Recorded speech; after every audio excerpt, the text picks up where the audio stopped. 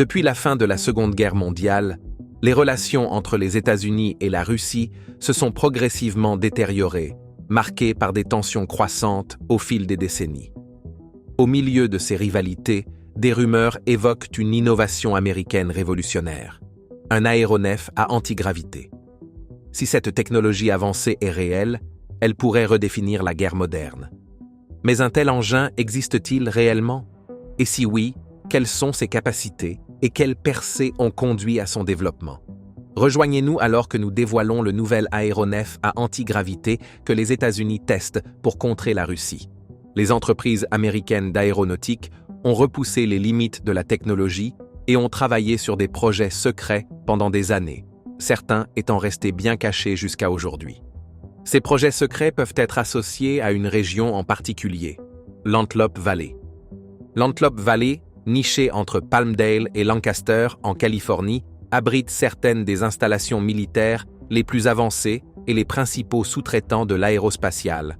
On y trouve Skunk Works, la division secrète de l'US Air Force responsable des projets aéronautiques avancés, aux côtés de géants de l'industrie tels que Northrop Grumman, Boeing et le centre de recherche en vol Armstrong de la NASA. À quelques kilomètres au nord se trouve la base aérienne d'Edwards, un centre d'essai militaire, et plus loin, la station d'armes navales aériennes de China Lake. Ajoutant à son mystère, la célèbre zone 51 à Groom Lake est connue pour son implication présumée dans des activités extraterrestres. Parmi ses créations remarquables figure le TR-3 à Black Manta, un avion de reconnaissance hypersonique né d'une collaboration secrète entre l'US Air Force et Northrop Grumman, la même équipe qui a développé le légendaire bombardier furtif B-2 Spirit. Le TR-3, à Black Manta, se distingue par son design triangulaire élégant qui privilégie la furtivité. Contrairement aux avions conventionnels, il ne possède pas d'ailes saillantes, ce qui le rend plus difficile à détecter par radar. Sa surface est recouverte d'un matériau absorbant les ondes radar, renforçant ainsi son invisibilité et illustrant un souci d'innovation et de secret. Bien que le projet Aurora reste un mystère, le TR-3A représente une avancée majeure vers l'aviation de nouvelle génération. Le design avancé du F-35 lui permet de modifier sa signature radar, le faisant apparaître sous différentes formes pour éviter la détection. Mais l'histoire prend un tournant fascinant avec l'énigmatique TR-3B, alimenté, selon certaines rumeurs, par un moteur à antigravité conçu à partir de technologies extraterrestres récupérées d'un vaisseau écrasé. Le TR-3B est souvent associé au signalement d'UAP, effectuant des manœuvres impossibles, mêlant science-fiction et technologie réelle. De nombreuses histoires en ligne suggèrent que le moteur à antigravité du TR-3B fonctionnerait grâce à l'utilisation d'énergie nucléaire pour faire tourner du mercure sous haute pression, créant ainsi un plasma et générant un champ gravitationnel. Certaines de ces théories remontent à l'opération Paperclip, un programme ayant permis à plus de 1500 scientifiques allemands de rejoindre les États-Unis après la Seconde Guerre mondiale pour y développer des technologies militaires. Les rumeurs d'après-guerre sur les technologies avancées nazies ont renforcé ces mythes autour du TR-3B. Bien que ces affirmations puissent sembler incroyables, certaines preuves les soutiennent. Par exemple, un moteur à antigravité, comme celui censé alimenter le TR-3B, nécessiterait une source d'énergie colossale bien au-delà des moteurs d'aviation actuels. Fait intéressant, Lockheed Martin détient un brevet pour des petits réacteurs à fusion froide, suffisamment compacts pour être installés dans un chasseur F-16. Cela suggère qu'une source d'énergie similaire pourrait être utilisée dans des aéronefs futuristes. Un autre développement intrigant concerne le Dr Salvatore Pais, un ingénieur aérospatial présumé lié à l'US Space Force. En 2020, la marine américaine a déposé des brevets pour des technologies révolutionnaires, incluant des générateurs d'ondes gravitationnelles et des armes de manipulation de l'espace-temps, des concepts dignes de la science-fiction. Malgré le scepticisme de nombreux scientifiques, l'investissement de la marine dans les travaux de Pais témoigne d'un intérêt réel pour l'exploration de ces concepts avancés. Le Northrop Grumman B-2 Spirit, ou bombardier furtif, est un autre exemple de technologie militaire américaine de pointe. Développé entre 1989 et 2000, ce bombardier lourd utilise des technologies spécialisées pour éviter la détection radar et pénétrer les défenses ennemies. Son développement, qui a débuté sous l'administration Carter, représentait une avancée majeure en matière de furtivité et continue de jouer un rôle crucial dans le combat aérien moderne. Le potentiel prometteur de ce nouveau projet a conduit à l'annulation du bombardier supersonique E-1A, car il est devenu évident que la technologie furtive émergente offrait une solution plus efficace. Dès le milieu des années 1970, les concepteurs d'aéronefs militaires ont découvert une méthode révolutionnaire pour éviter les missiles et les intercepteurs ennemis, ce que nous connaissons aujourd'hui sous le nom de technologie furtive. Cette innovation visait à concevoir des aéronefs dotés de formes et de matériaux spéciaux, capables de réfléchir ou d'absorber les signaux radars, les rendant ainsi presque invisibles au radar. Par conséquent, les avions furtifs pouvaient voler sans être détectés et éviter les attaques des systèmes d'armes dépendant du radar.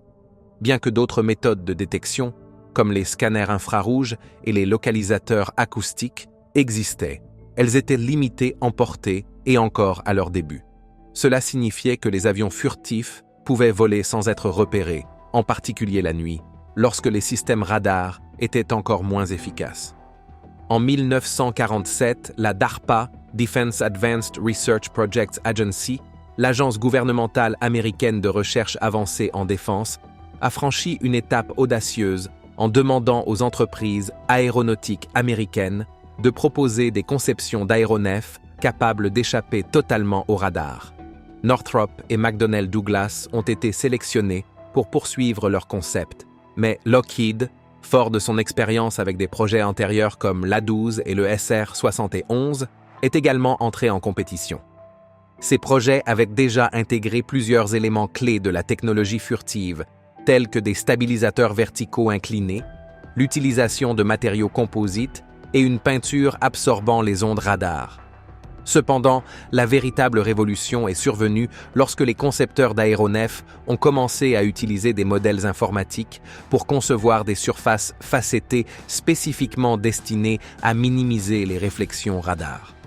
S'appuyant sur ces avancées précoces, Lockheed a commencé à développer ses idées en 1975 avec le projet Have Blue, un avion expérimental conçu pour tester les concepts furtifs. À l'été de cette même année, la DARPA a lancé le projet Experimental Survivability Test Bed, attribuant des contrats à Northrop et Lockheed pour les premiers essais. Le succès de Lockheed à cette étape a finalement conduit au développement du F-117, l'un des premiers véritables avions de chasse furtifs, qui est devenu un symbole emblématique de la technologie furtive. Pendant ce temps, Northrop travaillait sur son propre projet classifié, le Tacit Blue, dans la très secrète zone 51, marquant un autre bond en avant important dans le domaine du développement des aéronefs furtifs. La technologie furtive développée grâce au projet Tacit Blue, qui a débuté en 1979, a joué un rôle central dans l'avancement de technologies clés telles que les caractéristiques de faible visibilité, les systèmes de vol de type fly-by-wire, les surfaces courbes, les matériaux composites et le renseignement électronique. Cette innovation a directement contribué à la conception du bombardier furtif B-2, marquant un tournant révolutionnaire dans les capacités de combat aérien modernes. Dès 1976, les progrès de la technologie furtive avaient suffisamment progressé pour rendre l'idée d'un bombardier furtif stratégique à longue portée une option viable, incitant le président Jimmy Carter à prendre conscience de ces développements en 1977. Cette prise de conscience a conduit à l'annulation du projet du bombardier B-1 début 1978, signalant un changement majeur dans la stratégie militaire. Suite au succès de l'avion furtif Have Blue, qui avait démontré de manière efficace les concepts clés de la furtivité, d'autres études ont été commandées pour explorer ces technologies plus en profondeur. À l'approche des élections présidentielles de 1980, Ronald Reagan a critiqué les politiques de défense du président Carter, utilisant l'annulation du B-1 comme un point majeur de contention. En réponse au débat croissant sur les capacités de défense, l'administration Carter a révélé le 22 août 1980 que le département de la Défense développait activement des avions furtifs, dont un nouveau bombardier. Cette révélation a marqué le début du programme Advanced Technology Bomber, lancé en 1979 sous le nom de code actif Aurora. À mesure que la compétition pour le développement de ce nouveau bombardier furtif s'intensifiait, deux équipes principales se sont distinguées comme prétendantes, Northrop Boeing et Lockheed Rockwell. Les deux entreprises proposèrent des conceptions d'ailes volantes, Northrop s'inspirant de son expérience des projets YB-35 et YB-49 pour présenter un design plus grand, tandis que la conception de Lockheed incluait une petite queue. En 1979, le concepteur Hal Markarian esquissa un concept qui ressemblait de près au design final du B-2. Initialement, l'US Air Force visait à acquérir 165 de ces bombardiers avancés. Cependant, après mûre réflexion, le design de Northrop, connu sous le nom de Senior Ice, a été choisi plutôt que celui de Lockheed, Senior Peg, et le bombardier a été finalement désigné B-2, surnommé le Spirit. Tout au long du processus de développement, le profil de mission du B-2 a évolué, passant du bombardement à haute altitude à des opérations de suivi du terrain à basse altitude, ce qui a ajouté une complexité significative au projet. Ce changement a retardé le premier vol de l'avion de 2 ans et a augmenté les coûts du programme d'environ $1 milliard. En 1989, on estime que 23 milliards de dollars avaient été investis dans la recherche et le développement du B-2. Pendant ce temps, des ingénieurs et des scientifiques du MIT ont été engagés pour évaluer l'efficacité de la mission de l'avion sous un contrat classifié, afin de s'assurer que le design du bombardier répondait aux exigences rigoureuses de la guerre moderne. Dans les années 1980, Northrop a pris la tête en tant que maître d'œuvre pour le programme du bombardier B-2, travaillant aux côtés de grands sous-traitants tels que Boeing, Hughes et VA Aircraft. La conception et le développement du B-2 ont été réalisés sous un voile de secret extrême, au point où le projet a été classé programme noir, exigeant que tout le personnel impliqué ait une habilitation top secret. Bien que le programme du B-2 ait maintenu un air de secret, il était légèrement moins furtif que le programme Lockheed F-117, avec davantage de fonctionnaires fédéraux conscients de son existence et plus d'informations étant disponibles à la fois pendant son développement et après son déploiement. Malgré cela, des mesures extraordinaires ont été prises pour protéger la conception et la technologie du B-2. Quiconque travaillait sur le bombardier B-2 devait subir des vérifications de sécurité rigoureuses par une branche spécialisée de l'US Air Force. Le secret entourant le projet s'étendait même à une ancienne usine d'assemblage automobile, Ford, à Pico Rivera, en Californie, qui a été réutilisée et reconstruite de manière extensive pour la production du bombardier. Les employés de l'usine étaient tenus au secret, et pour garantir qu'aucune fuite n'ait lieu, des responsables militaires visitèrent fréquemment le site en tenue civile. De plus, le personnel était régulièrement soumis à des tests polygraphiques. Pendant de nombreuses années, presque toutes les informations concernant le programme étaient à garder secrètes vis-à-vis du Government Accountability Office et du Congrès. Ce n'est qu'au milieu des années 1980 que des détails concernant le B-2 ont été divulgués au public. Le B-2 a été révélé pour la première fois le 22 novembre 1988 à l'usine de l'US Air Force Plante 41 à Palmdale, en Californie, où il avait été construit. Malgré cette révélation publique, l'événement était fortement restreint et les invités n'étaient pas autorisés à voir la section arrière du bombardier. Cependant, des rédacteurs attentifs d'Aviation Week ont remarqué qu'il n'y avait aucune restriction aérienne au-dessus du site et ont pris des photographies aériennes de la section arrière secrète de l'avion, qui comprenait des moteurs d'échappement cachés. Bien que le B-2 ait marqué un bond significatif dans la technologie furtive, il y a eu un dernier développement clé qui a fait du B-2 plus qu'un simple concept, le Lockheed F-117 Nighthawk. Le développement du F-117 a été entouré d'un tel secret que même les hauts responsables du Pentagone n'étaient là pas au courant de son existence. Le mystère entourant le F-117 a suscité beaucoup d'intrigues, avec des histoires circulant sur des observations inhabituelles dans le ciel et des rapports de formes étranges et non identifiées. Les informations limitées disponibles sur l'avion n'ont fait qu'ajouter à la légende, conduisant à la croyance généralisée que l'armée américaine développait un nouveau chasseur furtif, censé être le F-19. Le secret autour du F-117 a joué un rôle crucial dans la création d'un sentiment de mystère et d'excitation autour de sa révélation éventuelle. Beaucoup de gens pensaient initialement qu'un mystérieux avion de 5e génération, connu sous le nom de F-19, n'existait pas. Certains ayant même vu des kits de modèles comme le Revell monogramme, qui présentèrent des conceptions appelées Hillary et Chester. Ces modèles étaient censés être basés sur des photos prises à la zone 51. Cependant, lorsque le F-117 a finalement été révélé au public à la fin de 1988, toute spéculation sur l'existence du F-19 a rapidement disparu. Le choix de la désignation trompeuse F-117 était probablement une manœuvre stratégique pour dissimuler le véritable objectif de cet avion américain auprès de l'Union soviétique. Après que le F-117 ait fait ses débuts au combat lors de l'opération Tempête du désert, ses capacités sont devenues connues dans le monde entier et le chasseur furtif a rapidement prouvé son efficacité sur le terrain. Cependant, après qu'un de ces avions se soit écrasé, un incident international majeur s'est produit. La République populaire de Chine, désireuse d'accéder à des technologies militaires avancées, a demandé l'autorisation au gouvernement yougoslave d'examiner les débris. Cet accès a permis au gouvernement chinois d'étudier les systèmes de guidage et les composants résistants à la chaleur de la tuyère du moteur du F-117.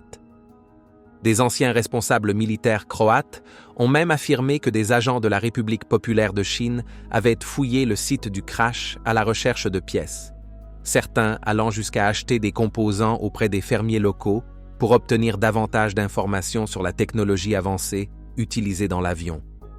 À mesure que les secrets du F-117 commençaient à se dévoiler, un nouveau chapitre dans le développement des aéronefs furtifs est apparu.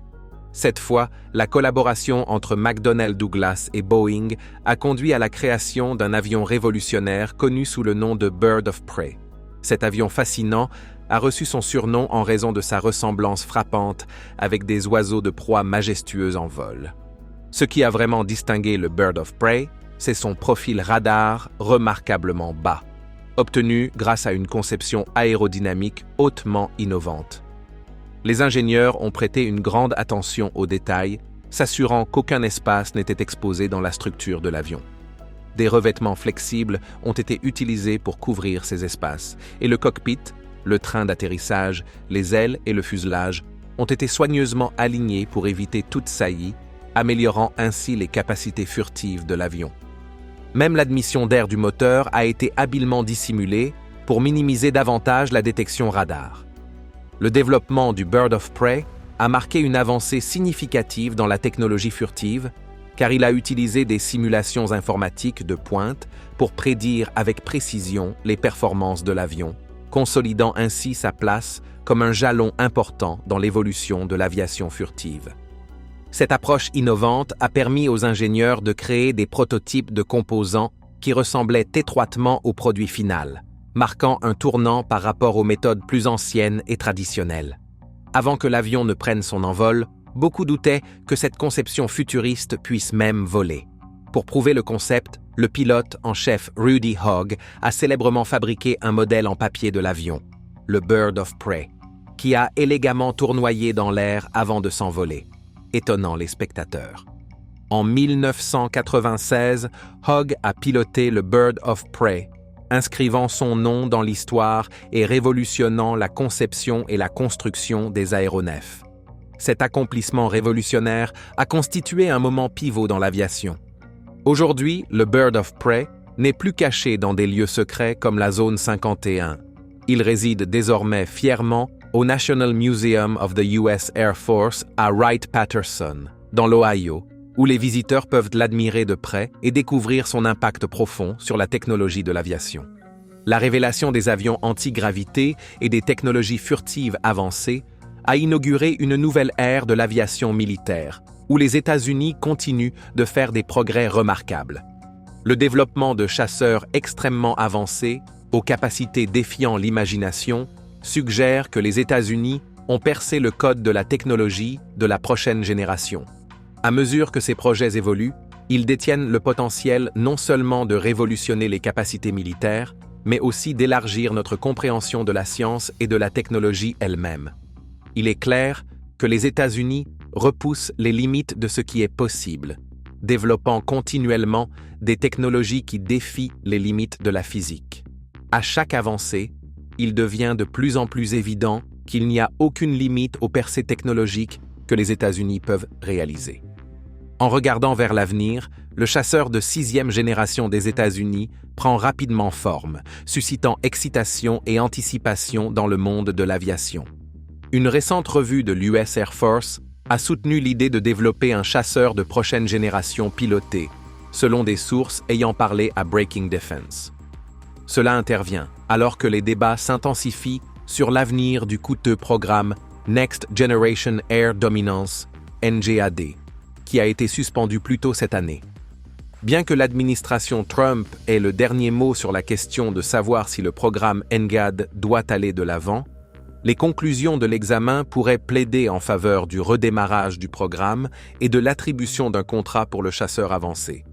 Le secrétaire de l'Air Force, Frank Kendall, a confirmé que l'analyse soutient un chasseur piloté de nouvelle génération, mais a noté que des facteurs comme le coût joueront un rôle clé dans la décision finale.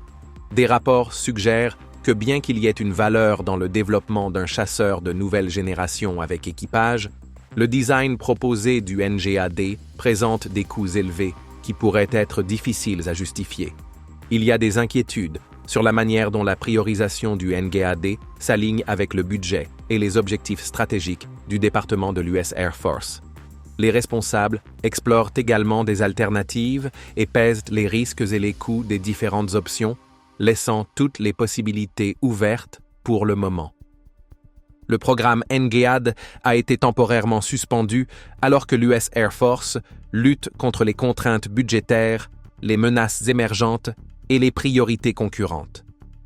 Un axe majeur s'est déplacé vers le développement de drones compagnons, connus sous le nom de Collaborative Combat Aircraft, qui pourraient améliorer considérablement les capacités des chasseurs pilotés et jouer un rôle clé dans l'écosystème NGAD.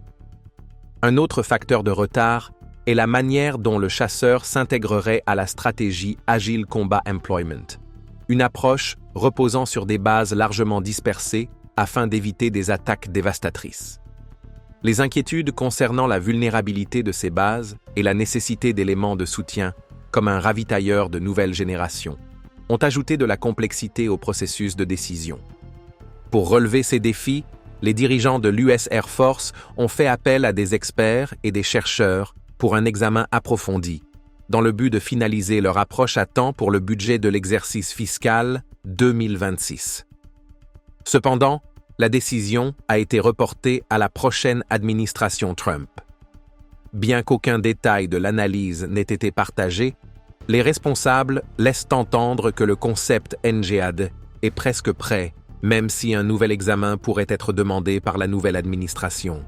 L'hésitation de l'US Air Force concernant le programme NGAD a eu des répercussions sur l'industrie de la défense, qui s'était préparée à une décision majeure après une décennie de développement. Des entreprises comme Boeing et Lockheed Martin seraient les principaux candidats au contrat visant à produire ce qui pourrait être le tout premier chasseur de 6e génération au monde. Au-delà de l'avion lui-même, le projet NGAD a des implications majeures pour la technologie des moteurs.